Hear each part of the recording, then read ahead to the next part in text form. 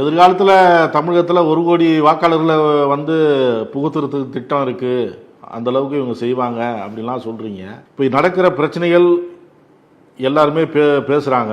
பிரதான எதிர்கட்சியான அதிமுக தமிழகத்தில் இந்த பிரச்சனை கையில் எடுத்ததுன்னு நினைக்கிறீங்களா? பேசுறாங்களா? அதை எப்படி பாக்குறீங்க?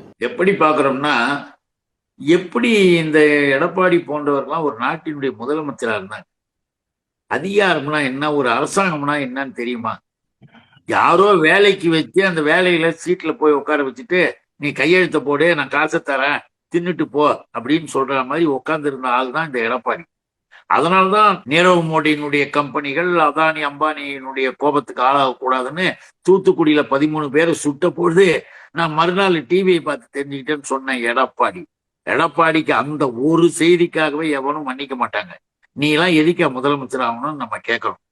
இப்போ இன்னைக்கு இன்னும் கூட ஒரு அறிவை பாருங்க. எடப்பாடி அறிவு என்ன அறிக்கை தெரியுமா? திமுக போலி வாக்காளர்களை சேர்க்க முடிவு செய்து விட்டது. யாரு? எடப்பாடி. வாக்காளர்கள் சேர்க்கறது யாரு? யூனியன் கவர்மெண்ட்டுக்கு என்ன அதிகாரம்? இங்க தேர்தல் கமிஷன்னா என்ன?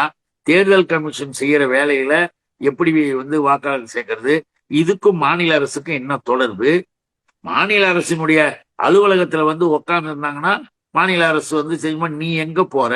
ஆக எதையாவது ஒண்ணு சொல்லணும் அப்படின்றத தவிர வேற எதுவும் எடப்பாடி போன்றவர்களுக்கு கிடையாது. அவர்கள் கொத்தடிமைகள். நான் சொல்றதை நீ கேளு, அப்பதான் நீனும் போது அவங்களையே பிரிச்சு வைக்கும் போது இப்ப அவங்க கட்சியிலே ஒருத்தர் சொல்றாருல, எடப்பாடி போன்ற ஆட்கள் இருந்தா ஒண்ணும் உருப்பிட முடியாதுன்னு அவங்க கட்சி சேர்ந்தவங்களே சொல்றாங்க. அதனால இங்க தமிழ்நாட்டில் பிரதான எதிர்கட்சி என்ற நிலையில் எம்எல்ஏக்கள் மூலமாக இதை சொல்லலாமே தவிர, ஆனால் அதற்கான தகுதியோ தரமோ பிரதான எதிர்கட்சி என்பதில் எடப்பாடி இல்லை.